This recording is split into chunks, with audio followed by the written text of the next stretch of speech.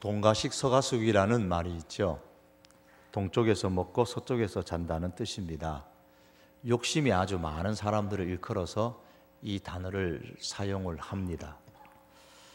중국의 제나라에 한 처녀가 두 남자에게 청혼을 받게 되었는데, 동쪽 마을에 사는 청혼자는 돈이 많지만 얼굴은 못생겼고, 서쪽 마을에 사는 청혼자는 얼굴은 잘생겼는데 가난해서 먹을 것이 별로 없습니다.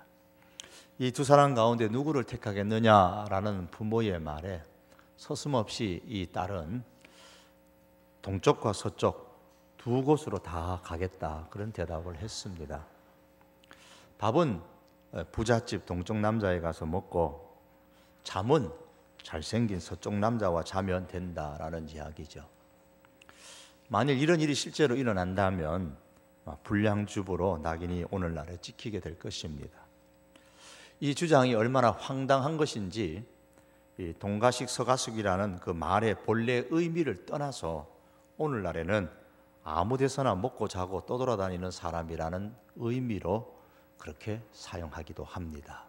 거의 노숙자라는 의미로 생각해도 그리 틀리지 않을 겁니다.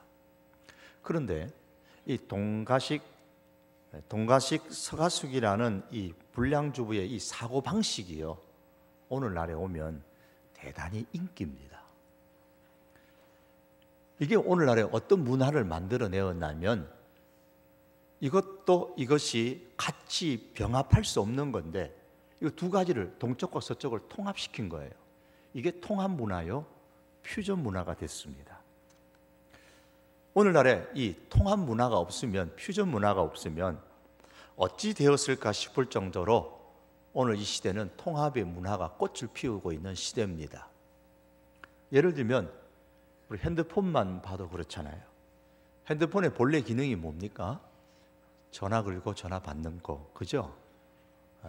그런데 어느 핸드폰 치고 전화 걸고 전화 받는 기능만 있는 핸드폰은 없습니다.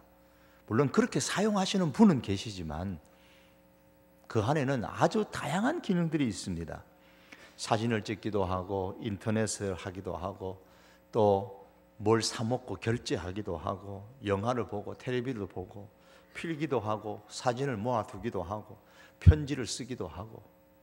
이 핸드폰, 이 휴대폰 하나 가지고 오늘 우리의 문화생활에 수많은 것들을 다 할 수 있도록 다 합쳤어요.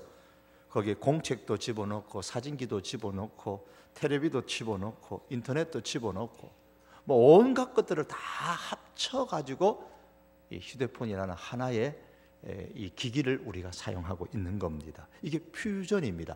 통합입니다. 절대로 같이 합쳐질 수 없을 것이라고 생각했던 것을 합쳐지니까 아주 훌륭한 현대의 물건이 된 것이죠. 뭐 그런 것만 있는 게 아니죠. 음식을 봐도 그래요. 요즘은 딱 하나가 아닙니다. 라면이면 라면, 떡볶이면 떡볶이가 아니고 뭐라 그래요? 라볶이 먹습니다. 라면에다가 떡볶이하고 같이 섞어서 먹고요. 볶음밥을 하나 시켜도 그냥 볶음밥이 아니고 짜장 볶음밥, 짬뽕 볶음밥 해서 섞어서 그렇게 먹습니다. 이 퓨전, 섞어서 혼합해서, 통합해서, 좋게 말하면 통합해서 합니다. 이게 통합 문화예요. 이런 문화가, 이런 단어를 안 쓰지만 우리에게 너무나 이제는 익숙하게 사용되고 있습니다.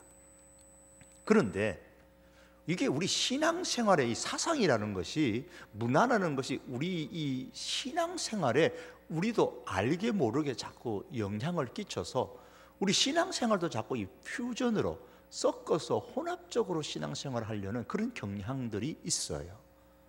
이거는 주님이 참 기뻐하시는 모습은 아닙니다. 신앙은 끝까지 섞임이 없이 단순해야 되고 순수해야만 합니다.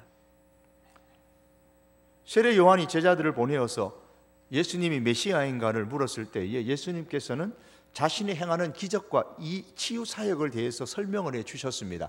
다시 거꾸로 말하면 예수님의 기적과 치유 사역은 예수님께서 메시아인 것을 드러내기 위한 하나의 도구였다는 뜻이지요. 그런데 사람들은 예수님이 메시아인 것에 대해서는 별로 관심이 없고 예수님이 행하시는 기적이나 치유나 이런 데만 관심을 가지고 몰려드는 겁니다. 얼마나 많은 사람들이 몰려들었던지 오늘 13장 2절에 보면 큰 무리가 그에게로 모였습니다. 집에서는 도저히 안 되니까 그들을 바닷가로 다 모은 겁니다. 신약 성경에 이 무리라는 단어는 몇 가지 의미로 단어의 한글은 무리지만은 본래의 그 단어는 다른 종류들이 있어요.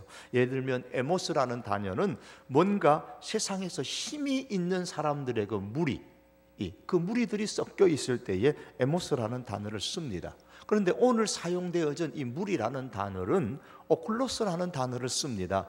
세상에서 백도 없고 힘도 없고 돈도 없고 명예도 없고 아주 연약한 사람들의 그 총체적인 집합을 말할 때에 이 오클로스라는 단어를 씁니다. 그러니까 예수님을 지금 이 사람들이 따르는데 왜 따르느냐? 기적을 봤기 때문이에요. 빵 때문, 경제 문제 때문입니다. 가난하고 어렵기 때문에 따라다니는 겁니다. 예수님 쫓아가면 굶지는 않겠다는 거예요. 그리고 그 중에 어떤 사람은 예수님을 책잡아서 모압하고 죽이려고 하는 사람도 있었고, 아주 소수의 사람들은 제자들처럼 예수님의 입에서 나오는 그 말씀 때문에 따라다니는 사람들도 있었습니다. 그러므로 예수님을 따라다녀도 관심이 지금 주로 어디에 있냐면 먹는 문제, 병 낫는 문제, 기적이 일어나는 것, 돈 버는 것, 어떤 이런 세상적이고 육체적인 것들을 마음에 품고 무리를 지어서 예수님을 쫓아다니는 겁니다. 오늘날 사람들이 어떤 예수님을 믿고 교회를 다니는, 무리를 지어서 다니는 중에 어떤 이 세련된 문화인이 되기 위한 하나의 필수 코스로 교회를 다니고 신앙을 갖는 것으로 생각하는 사람들이 있습니다. 그래서 어느 교회 정도는 다녀야 내가 이런 신앙의 내 레벨의 수준, 내 문화인의 내 수준에 좀 맞는 게 아니냐라고 생각하는 사람들이 있습니다. 어떤 혹은 사업상의 문제로, 또 어떤 사람은 기적이나 치유에 대한 관심 때문에. 사람들은 인생의 어느 시점에 가면 자기 자신에게 스스로 질문을 던질 겁니다. 우리 젊으신 분들은 아직까지 안 던질는지 모르지만 이제 인생의 과정 속에 분명히 질문을 던질 때가 있습니다. 이런 질문을 합니다. 이거 내가 제대로 사는 거 맞아? 내가 제대로 사는 거 맞아? 이렇게 사는 게 정말 내가 원하는 삶일까? 자기의 삶에 대해서 한 번쯤은 이렇게 성찰해 봅니다. 돌이켜 봅니다. 내가 제대로 살고 있는 거야? 인생의 비극이라는 것은 우리 인생이 짧다는 데 있는 것이 아니고 단지 정말 중요한 것이 무엇인가를 너무 늦게서야 깨닫는다는 데 있습니다. 이렇게 사는 게 맞아라고 생각을 했을 때에 그때 깨달은 그 나이가 되면 때로는 너무 늦을 때가 있다는 거예요. 좀 더 빨리 깨달았었더라면 그렇게 후회하는 사람들이 많습니다. 예수님께서는 자신을 따라온 수많은 사람들이 과연 인생에 대해서 진정으로 무엇이 소중한 것인지를 깨닫기를 원하셨습니다. 그래서 13장에서 천국에 대해서, 하늘나라에 대해서 가르치시기 시작하셨습니다. 이런 내용입니다. 예수님이 말씀하시기를, 여러분은 왜 나를 따라오셨습니까? 왜 내가 가는 곳마다 여러분이 나를 따라오고 있습니까? 경제 문제 때문에 그렇습니까? 내가 여러분에게 떡을 줬기 때문에 그렇습니까? 내가 기적을 행했기 때문에 기적을 보기 위해서입니까? 아니면 무엇 때문에 나를 쫓아오고 있으십니까? 여러분의 생애에 정말 중요한 것은 여러분들이 천국 백성으로, 하나님의 백성으로 사는 겁니다. 이것이 예수님께서 말씀하시는 핵심 내용입니다. 그러므로 사랑하는 성도 여러분, 본문의 말씀을 보면서 우리는 인생에 있어서 진정으로 무엇이 소중한가를 깨달을 수 있는 이 시간이 될 수 있기를 바랍니다. 예수님은 13장에서 하나님 나라에 관해서 여러 가지 비유를 통해서 말씀하시는 중에 제일 먼저 씨 뿌리는 비유, 오늘 본문을 통해서 하나님의 나라의 백성으로 살려면, 사람이 이 땅을 살아가면서 하늘의 것, 하나님 나라에 있는 것을 이 땅에서 가지고 살려면 어떻게 해야 하느냐, 거기에 관한 말씀을 주고 있으십니다. 1절에서 9절의 말씀에 보시면 씨 뿌리는 비유에 나오는 이 네 종류의 밭이 나오는데, 이 밭은 사람의 마음을 의미하는 것이죠. 마음을 상징합니다. 이 네 부류의 사람들이 공통점이 있습니다. 그것은 모두 다 말씀을 듣는다는 데 있습니다. 길가와 같은 마음을 가진 사람도 씨가 뿌려졌어요. 그 씨가 말씀이니까 말씀을 들었습니다. 돌밭과 같은 마음을 가진 사람도 말씀을 들었습니다. 가시덤불과 같은 마음을 가진 사람도 말씀을 들었습니다. 좋은 땅과 같은 마음을 가진 사람도 말씀을 들었습니다. 오늘 우리들 가운데도 이렇다라는 말씀입니다. 길가나 돌밭이나 가시덤불과 좋은 땅, 다 말씀을 듣는데 각양의 마음밭은 이 네 종류 가운데 하나라는 것이에요. 지금 무슨 말씀을 하고 있는 것일까요? 하나님의 나라의 백성으로 살려면 먼저 말씀을 듣는 것이 있어야 된다는 것이죠. 그런데 말씀을 단순히 듣는 것만 가지고는 안 된다는 것이 오늘 본문의 내용입니다. 말씀을 듣는 것이 중요하지만 말씀을 듣는 것만 가지고 안 된다는 겁니다. 많은 분들이 큐티라는 것을 합니다. 그럼 큐티를 잘하면 하나님 나라의 백성으로 멋있게 살 수 있느냐? 아닙니다. 참된 하나님 나라의 백성으로 사는 데 있어서 말씀이 꼭 필요합니다. 하나님 나라 백성으로 사는데 말씀이 꼭 필요하기 때문에 예수님께서는 말씀의 중요성을 지금 얘기하고 있으십니다. 그러나 정말로 중요한 것은 말씀을 마음에 두지 아니하고 교회를 오래도록 다니게 되면 어떤 일이 벌어지느냐? 그 예수님께서 12장에서 말씀하셨어요. 말씀을 오랫동안 말씀을 많이 들으면서도 그 말씀을 마음밭에 담아두지 않으면 교회를 다니면 다닐수록 멋진 그리스도인이 되는 것이 아니고 남들이 보기에 인상을 찌푸리게 되는, 형편이 아주 나빠지는 그러한 교인이 된다는 것입니다. 그러므로 말씀을 잘 듣고 말씀이 내 마음에 쌓이도록 해야 합니다. 내가 들은 이 말씀이 하나님의 나라의 백성으로 사는데, 하나님의 나라의 것을 내 것으로 누리면서 이 땅을 살아가는 데에 효력을 발휘하려면 적어도 오늘 본문에 의하면 3가지는 갖추어야 한다고 말씀합니다. 그래야 그리스도인으로서의 성공적이다, 그렇게 말할 수가 있습니다. 그 첫 번째가 착하고 좋은 마음을 가져야 합니다. 말씀을 들을 때에 우리 마음의 상태가 착하고 좋아야 됩니다. 오늘 본문과 같은 말씀이 누가복음 8장 15절에 보면 착하고 좋은 마음으로 말씀을 듣고 그랬습니다. 착하고 좋은 마음. 그럼 착하고 좋은 마음이 어떤 겁니까? 여기서 성경이 말하는 착하다, 좋다라는 말은 어떤 도덕적인 마음의 상태를 말하는 것이 아니고, 여기서 착하다라는 말은 열심히라는, 열심히 귀를 기울여 듣는 거예요. 열심히 듣는다는 말입니다. 그래서 말씀이 있는 곳에는 어디든지 갑니다.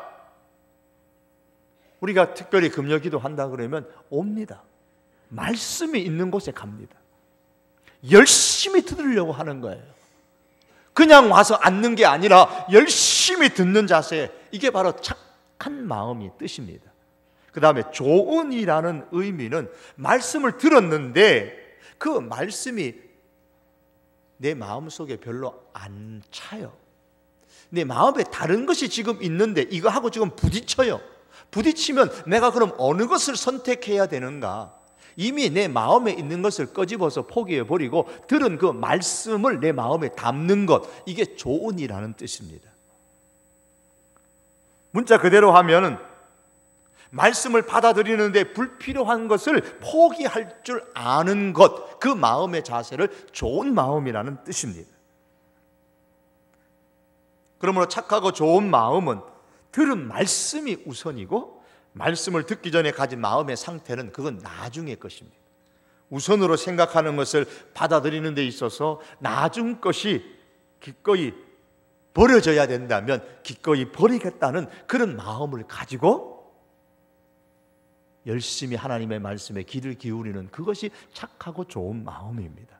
이것을 저는 그냥 쉽게 한마디로 표현해서 부드러운 마음이다, 그렇게 표현합니다. 부드러운 마음. 여러분, 어떤 씨앗이든 간에 땅이 부드러워야 거기서 자리를 잡고 싹을 내고 열매를 맺는 법입니다. 마음도 그렇습니다. 마음이 부드러워야 그 마음에 말씀이 들어가서 싹이 나고 열매를 맺는 겁니다. 마음이 부드럽지 않으면요, 말씀을 아무리 들어도 큐티를 해도 성경을 통독하고 말씀을 묵상하고 성경 공부를 하고 그래도 소용이 없습니다. 왜 그럴까요? 19절에 보시면 악한 자가 와서 그 마음에 뿌려진 것을 빼앗기기 때문에 그렇습니다. 뿌리는 즉시 이 마귀가 와가지고 그 말씀을 다 가져가 버립니다. 왜요? 마음이 딱딱하기 때문에, 굳어있기 때문에 그 말씀이 소화가 안 되는 거예요. 들어가서 소화가 되어져야 내 몸에 피가 되고 살이 되는데, 음식이 내 몸에 들어가면 소화가 되어져야 되는 거예요. 그래 힘이 나는 건데 음식은 들어갔는데 소화가 안 됩니다. 그냥 가져가 버려요. 그러므로 말씀을 듣는 사람은 반드시 성령께서 역사해서 내 마음을 부드럽게 해주세요 라는 이 기도가 있어야 됩니다. 우리가 예배 시간 전에 예배당에 들어와서 앉는 것이 중요한 이유가 여기에 있습니다. 여러분, 예배당에 들어오시면 제일 먼저 어떤 기도 하십니까? 이 자리에 앉아서 예배 드리기 전에 하나님께 기도하시기를, 성령님 내 마음에, 하나님 내 마음에 임하셔서 내 마음을 부드럽게 해 주십시오. 그게 하나님의 약속이거든요. 하나님께서는 장차 성령을 보내주셔서 굳은 마음을 부드러운 마음으로 만들어 주시겠다고 약속을 하셨습니다. 그러므로 우리는 이 약속을 붙잡고, 주님, 주의 영을 내 마음에 주셔서 내 마음을 부드럽게 해 주십시오. 부드러운 마음을 주십시오. 하나님의 말씀을 받아들일 수 있는 마음을 주십시오. 이 기도가 필요한 거예요. 우리의 마음은요, 세상의 상처로 굳어버리고, 인간관계가 좋지 못해서 때로는 굳어버리고, 금전적인 문제로, 가정 문제로, 직장 문제로 마음이 굳고, 건강 문제로 마음이 굳고, 온갖 다양한 이유로 일주일 동안에 이 마음이 자꾸 굳어버려요. 이 굳은 마음을 가지고 와서 그대로 예배드리는 것이 아니라, 성령님 내 이 굳은 마음을 부드러운 마음으로 변화시켜 주십시오. 이렇게 우리가 진심으로 기도하고 예배를 드려야 합니다. 그때에 말씀이 내 속에 들어가서 소화가 되어져야 됩니다. 그게 힘이 되는 거예요. 그래서 말씀이 내 속에 들어왔을 때에 내가 이전에 말씀과 잘못되어진 모든 것은 내가 포기하겠다라는 각오가, 마음 다짐이 일어나게 되는 것입니다. 그래야 진정으로 성공적인 그리스도인의 삶을, 하나님 나라 백성의 삶을, 하나님의 나라의 것을 이 땅에서 누리며 살 수가 있는 겁니다. 또한 두 번째는 그 말씀을 이제 내 마음에 받았으면 이 문 밖을 나가서 우리는 실천을 하셔야 됩니다. 말씀을 듣는 이유는 단순히 귀를 즐겁게 하거나 마음을 상쾌하기 위해서 말씀을 듣는 건 아닙니다. 우리가 예배를 통해서 말씀을 안 들으면 뭔가 이게 습관이 되어져 있어서, 중독이 되어져 있어가지고 뭐가 안 들으면 찝찝하다, 뭔가 좀 말씀은 듣고 가야 그래도 한 주간은 좀 뭔가 마음이 좀 시원하다. 여러분, 그렇게 되면 정말 중독돼 버립니다. 듣는 이유는 실천하기 위해서입니다. 오늘 본문에서 씨를 말씀이라고 했습니다. 씨를 뿌리는 이유가 뭡니까? 그건 분명한 거예요. 열매를 맺기 위해서 뿌리는 겁니다. 세상에 어느 농부가 씨를 뿌리면서 열매를 기대하지 않는 농부가 어디 있습니까? 씨를 뿌리는 것은 열매를 기대하기 때문인 것처럼, 말씀을 듣고 말씀을 하는 이유는 행동이 뒤따르기를 기대하기 때문입니다. 제가 이렇게 말씀을 전하는 것이나 여러분의 말씀을 듣는 것이나, 전하는 사람이나 듣는 사람이나 우리의 마음에 말씀이 들어가서 이 말씀이 우리 삶 속에서 열매 맺기를 기대하는 마음을 갖고 있는 것이에요. 이 말씀을 듣고 실천하는 노력을 하지 않는 것은 제 표현으로 하면은 게임놀이 하는 거하고 같은 겁니다. 여러분, 우리 학생들이 게임놀이 하잖아요. 컴퓨터 가지고 이런저런 게임을 합니다. 그런데 우리는 말씀을 가지고 게임을 하는 겁니다. 게임하는 이유가 뭐냐면 단지 즐겁기 위해서, 그 순간 말씀을 듣는 그 순간 즐겁기 위해서, 게임하는 그 순간에 즐겁기 위해서 게임하는 것처럼 말씀을 단지 듣는 그것이 내 마음을 좀 시원하게 해주고 기쁘게 해주기 때문에, 즐겁게 해주기 때문에 말씀 게임을 하는 겁니다. 이것은 하나님의 나라 백성으로 하나님의 것을 내 것으로 누리는 삶을 허락해 주지 않습니다. 그래서 큐티를 하시는 분들에게 제가 늘 하는 말씀 중에 하나가 이거예요. 큐티를 게임으로 하지 말라고요. 큐티의 말씀을 늘 묵상을 하는데 그 묵상한 말씀을 가지고 이제 삶 속에 들어가서 직장과 사업을 하고 학교에 가서 뭐 살아가는 데 있어서는 적용하려는 노력조차도 없으면서 매일매일 말씀을 읽고 그냥 야 오늘 말씀에 은혜 받았다 그리고 끝나버립니다. 그거는 말씀을 가지고 게임을 하는 것이지 진짜 진정한 큐티를 하는 게 아니라는 겁니다. 하나님의 역사는 말씀을 들을 때에, 큐티할 때에 나타나는 것이 아니고 그 들은 말씀을 삶 속에서 내가 실천할 때에 거기에서 하나님의 역사가 나타나는 줄로 믿습니다. 하나님 나라의 참된 백성으로 살려면 이렇게 말씀을 들을 뿐만 아니라 부지런히 말씀을 우리의 삶 속에서 실천해야 됩니다. 그래서 말씀의 실천의 장은 이 교회 안이 아니고 우리의 삶의 현장입니다. 그런데 우리가 살아가는 이 삶의 현장이 그렇게 호락호락하지 않다는 것이죠. 그걸 주님도 아십니다. 우리가 살아가는 삶의 현장이 말씀을 실천하기에 아주 좋은 그런 밭이 아니에요. 6절에 보시면 이 해가 도는 후에 타서 뿌리가 없다고 했는데 이걸 21절에 어떻게 해석했습니까? 이것은 환난이나 박해의 환경을 표현한다고 했습니다. 그 말씀을 가지고 세상에 갔는데 그 말씀을 지키려고 하니까 어려움이 오는 거예요. 어려움이. 때로는 그 말씀을 지키려고 하는데 자꾸 압박을 해가는 사람이 있는 거예요. 그러니까 해보려고 했는데 환경이 말 안 들어주네. 그래서 포기해버립니다. 말씀이 말라버리고 사라져버립니다. 그래서 말씀에 따라 사는 것이 아니고 압박하는 환경에 못 이겨서 환경에 따라 행동하고 환경에 따라 삽니다. 어머니가 아들에게 와서 말합니다. 아버지가 여차여차 해가지고 지금 형한테 축복을 다 해주려고 하니까 너는 빨리 가서 염소 새끼 한 마리 잡아서 가지고 와라. 내가 맛있게 요리해서 너 줄 테니까 그거 가지고 아버지한테 가서 아버지의 축복을 형 대신 네가 다 받아라. 누구 얘기인지 아시겠죠? 야곱의 어머니 리브가가 야곱에게 하는 이야기입니다. 그 말을 들었던 야곱의 첫 마디가 뭐냐면 엄마 그거 잘못된 거잖아. 그거예요. 야곱의 첫 마디가 그거예요. 엄마 그렇게 하면 하나님 벌 받잖아. 하나님부터 저주 받잖아. 나 무서워 싫어. 그러니까 엄마가 하는 이야기가 뭐냐면 하나님이 벌 주면 네가 받을 벌 내가 다 받을게. 그러니까 너 내대로 해. 내가 시키는 대로 해. 직장의 상사가 얘기합니다. 과장님 그거 잘못된 거 아니에요? 아이 딴소리 하지 마라. 내가 다 책임질 테니까 네 하라는 대로 해. 잘못된 줄 알지만 압박이 심합니다. 자리로 누르고 엄마의 힘으로 누르고 상사의 힘으로 누릅니다. 잘못된 줄 알지만 그런 환경의 압박에 못 이겨가지고 그 야곱은 엄마가 시키는 대로 그 환경에 따라 거짓말을 계속해갑니다.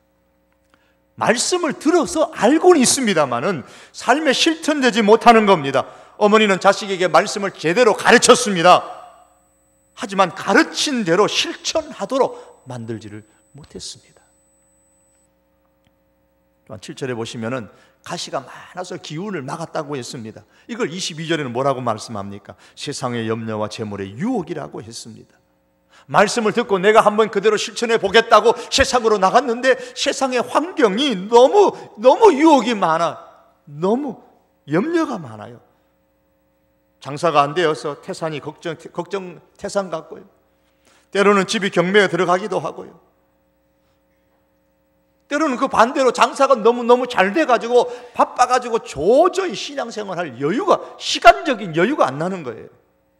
이 모두가 재물의 유혹이요, 세상의 염려들입니다. 그래서 결국은 말씀을 듣고 한번 실천해 보려고 다짐을 하고 나갔는데 환경이 나를 그렇게 안 만들어주는 거예요. 그래서 환경에 따라 그냥 살아가 버립니다.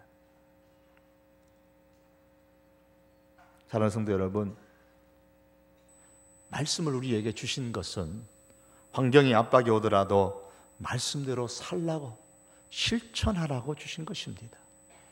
하나님의 나라의 백성으로 하늘의 것을 내가 이 땅에서 누리며 살아갈 수 있는 그 성공적인 그리스도인의 비결은 바로 말씀을 들은 대로 그 말씀을 가지고 환경을 이기면서 실천해 나가는 데 있습니다. 마지막으로 세 번째로는 그 실천함에 있어서 인내할 수 있어야 됩니다. 씨앗이라는 것은 당장 먹을 수 있는 것이 아니잖아요. 아무리 배가 고파도 지혜로운 농부는 씨앗을 먹지는 않습니다. 씨앗은 내일을 위해서 뿌리는 거예요. 그리고 뿌린 후에는 거기에서 싹이 나고 열매가 나기까지 가꾸면서 기다립니다. 마음의 말씀을 뿌리고 실천했다면 열매가 맺을 때까지 참고 기다려야 합니다. 이게 인내입니다. 참고 잘 기다리는 그것도 실력이에요.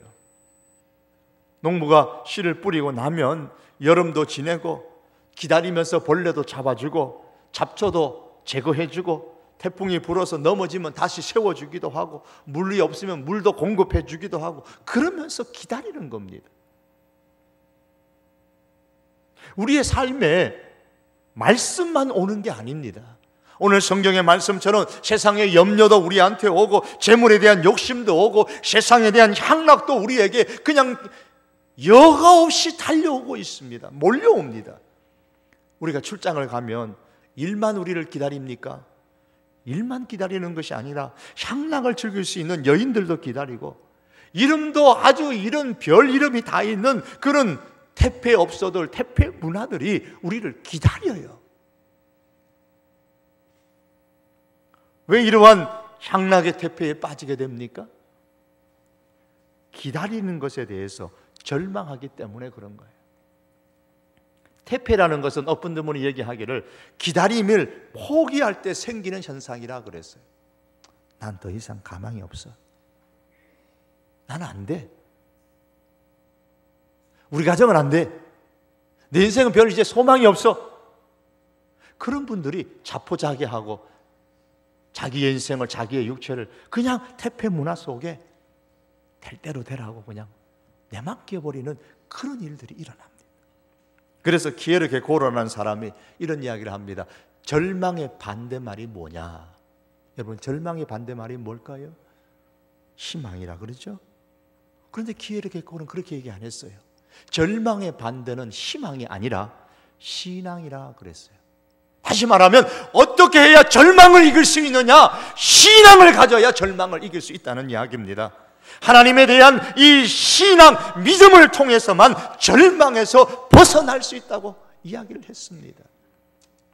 그렇다면 내 삶의 태폐 문화에 빠지는 것을 막을 수 있는 방법이 무엇입니까? 이 태폐 문화에 내 자신을 맡기는 것이 절망 때문에 일어났다면 이 태폐 문화에 빠지는 것을 이길 수 있는 것은 말씀을 듣고 말씀을 마음에 받아서 그 말씀에서 열매가 나타날 때까지 기다리는 겁니다. 신앙을 가지고 기다리는 겁니다. 기대하면서 기다리는 겁니다. 하나님의 역사하심이 있을 것을 믿음으로 바라보면서 기다릴 때에 태폐 문화 속에서 벗어날 수 있는 거예요. 지키는 거, 실천하는 거, 인내하는 거, 이것은 여러분 모두 다가 내가 해야 되는 거예요. 남이 해주는 게 하나도 없습니다. 성령께서 대신해 줍니까? 아닙니다.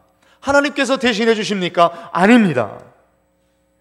말씀이 내 마음에 심겨졌을 때에 이제 그것은 내가 실천하지 않고 내가 인내하지 아니하면 결실할 수가 없습니다. 하나님의 나라 참 백성으로 살기 위해서, 이 땅에서 우리가 성공적인 인생의 하나님의 백성으로 살기 위해서 우리가 노력해야 돼. 내가 지불해야 되는 그 대가가 몫이 있다는 것입니다. 예수님께서 보실 때 과연 누가 성공한 사람일까요? 우리가 말씀을 드려야 되고, 들은 말씀을 우리가 실천하며, 더 나아가서 실천함에 있어서 인내가 있어야 합니다. 이 사람이 성공적인 인생을 살고 하나님 나라의 것을 이 땅에서 누리며 살 수 있다고 오늘 주님께서 말씀합니다. 사랑하는 성도 여러분, 가능하면 이 땅에서 할 수만 있으면 직장생활 오래 하십시오. 그렇게 하시기를 원합니다. 가능하다면 우리 젊은 친구들은 대학에 들어가시고요, 가능하면 또한 좋은 대학에도 가세요. 가능하다면 열심히 일해서 돈도 많이 버십시오. 그러나 여러분 기억하셔야 됩니다. 직장을 다니느냐 실직을 했느냐 성공자가 되느냐 아니냐에 문제되는 게 아닙니다. 적어도 주님이 보실 때는 그래요. 대학에 다니느냐 안 다니느냐, 그것이 성공자가 되느냐 안 되느냐에 문제되는 게 아닙니다. 좋은 대학에 다니느냐 그렇지 않느냐가 성공자가 되느냐 아니냐에 문제되지 않습니다. 우리는 세상의 가치 속에서는 분명히 그렇게 되어야 성공자가 된다고 말하지만 주님은 그렇게 말씀하지 않습니다.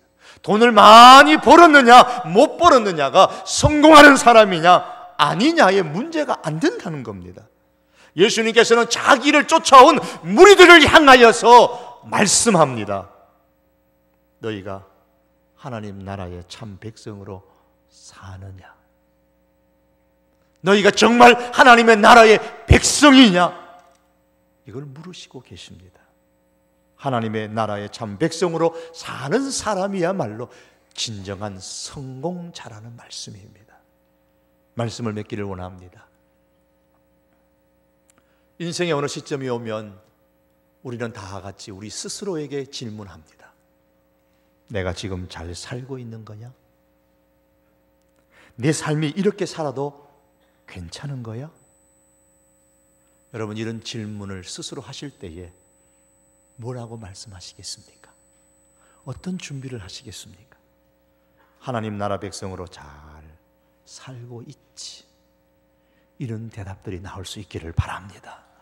이렇게 되기 위해서 여러분 말씀을 듣는 자리에 열심히 참여하십시오.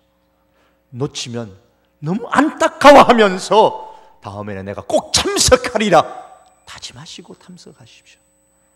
말씀을 들을 때에 성령께서 역사하셔서 내 마음이 부드러운 마음이 되기를 기도하고 그 말씀을 내 마음에 담는 데에 귀를 기울여 열중하시기를 바랍니다. 그리고 그 말씀을 들었으면 문 밖을 나가서 우리의 삶의 현장에서 여러 가지 어떤 어려움이 있는 것은 사실이지만 실천하도록 힘쓸 수 있기를 바랍니다. 말씀을 듣고 실천함에 있어서 우리가 단기간이 아니라 인내하는 힘을 키울 수 있기를 바랍니다. 이 모든 것은 내가 해야 되는 것이지 하나님께서 대신해 주는 게 아닙니다. 다른 그 누가 대신해 주는 것도 아닙니다. 내 자신이 해야 됩니다. 그러할 때에 오늘 성경은 우리에게 약속하기를 30배, 60배, 100배, 100배, 60배, 30배 열매를 맺는다고 했습니다.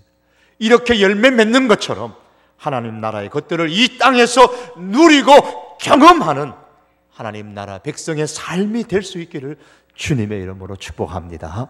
기도하시겠습니다.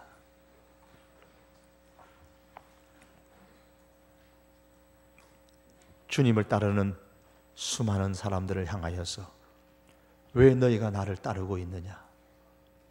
나는 너희가 어떤 목적을 가지고 따르든지 하나님 나라 천국의 백성으로 살기를 원한다고 말씀하시는 우리 주 예수 그리스도의 그 말씀, 주님 우리 마음에 다시 한번 새기게 하셔서 주여, 우리가 이 세상을 살아갈 어느 시점에 내가 이렇게 살아도 되느냐, 우리 자신에게 스스로 질문할 때에 내가 하나님의 나라 백성으로 살고 있음을 확인할 수 있는 저희들 될 수 있도록 은혜를 베풀어 주시옵소서. 주여, 이렇게 살 수 있는 힘을 저희들에게 또한 공급하여 주시옵소서. 예수님의 이름으로 기도하옵나이다. 아멘.